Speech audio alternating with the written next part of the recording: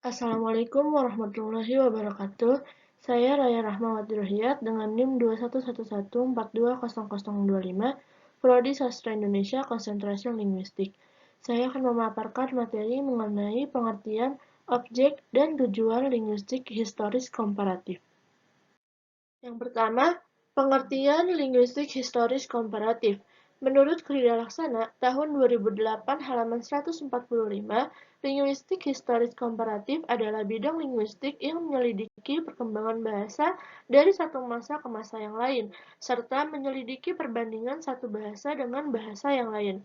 Menurut Keraf, tahun 1991, halaman 22, linguistik bandingan historis atau linguistik historis komparatif adalah suatu cabang dari ilmu bahasa yang mempersoalkan bahasa dalam bidang waktu serta perubahan-perubahan unsur bahasa yang terjadi dalam bidang waktu tersebut.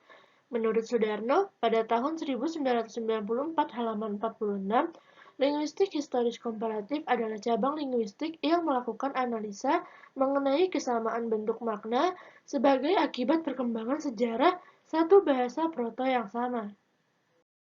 Objek kajian linguistik historis komparatif. Menurut Keraf, tahun 1991 halaman 22, objek kajian dalam linguistik historis komparatif yaitu mempelajari data-data dari suatu bahasa atau lebih, sekurang-kurangnya dalam dua periode. Data-data itu diperbandingkan dengan cara cermat untuk memperoleh kaidah-kaidah perubahan yang terjadi dalam bahasa tersebut.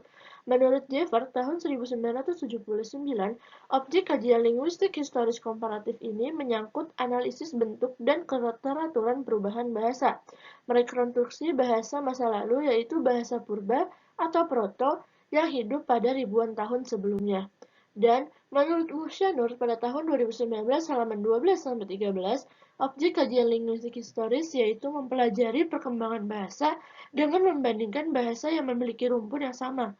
Rumpun yang sama maksudnya bahasa-bahasa tersebut berasal dari suatu bahasa yang dipakai pada masa lampau, atau dengan kata lain, suatu bahasa masih diturunkan dari sumber yang sama. Tujuan linguistik historis komparatif. Pertama, tujuan linguistik historis komparatif menurut Yendra pada tahun 2018 halaman 41 yaitu untuk mengkaji tentang hubungan kekerabatan atau asal bahasa dari rumpun yang sama. Kemudian, tujuan linguistik historis komparatif menurut Sudarno pada tahun 1994 halaman 46 adalah untuk melakukan analisa mengenai kesamaan bentuk makna sebagai akibat perkembangan sejarah satu bahasa proto yang sama. Dan menurut Verhar, dalam Suhardi tahun 2013 halaman 25, ada dua jenis kajian linguistik historis komparatif.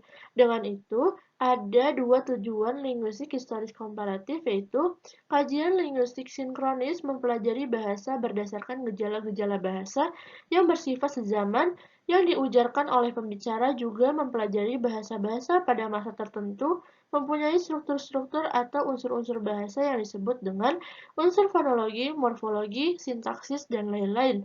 Dan kajian linguistik diakronis juga disebut sebagai pendekatan historis komparatif, karena kecenderungan kajiannya yang berpusat pada analisis perbandingan atau komparatif bahasa-bahasa sepanjang waktu atau historis. Berikut adalah daftar pustaka dari pengertian, objek kajian, serta tujuan mempelajari linguistik historis komparatif. Sekian dari saya, kurang lebihnya mohon maaf. Terima kasih. Wassalamualaikum warahmatullahi wabarakatuh.